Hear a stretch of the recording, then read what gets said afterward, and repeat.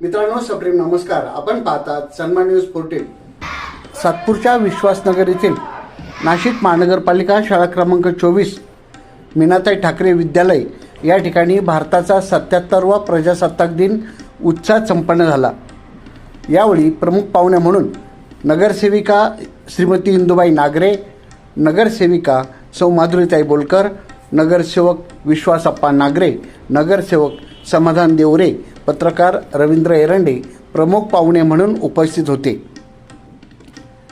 प्रारंभी पाहुण्यांच्या हस्ते ध्वजवंदन करण्यात आले, तर मुख्याध्यापिका शशिकला पाटील यांचा 26 जानेवारी हा वाढदिवस असल्यामुळे आणि 31 जानेवारी 2026 रोजी त्या सेवानिवृत्त होत असल्यामुळे त्यांचा पाहुण्यांच्या हस्ते सत्कार करण्यात आला.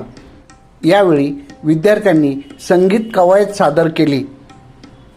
अत्यंत सुरेख पद्धतीने या प्रजासत्ताक दिनाचे आयोजन करण्यात आले.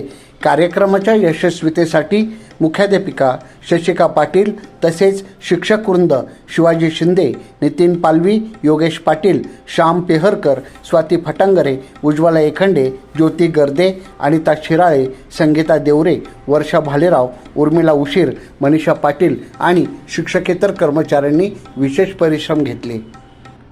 सन्मान न्यूज 14 साठी कार्यकारी संपादक राकेश पवार, विशेष प्रतिनिधी आकाश बकरे यांच्यासह मी रवींद्र एरंडे, सन्मान न्यूज 14, सातपूर, नाशिक. धन्यवाद.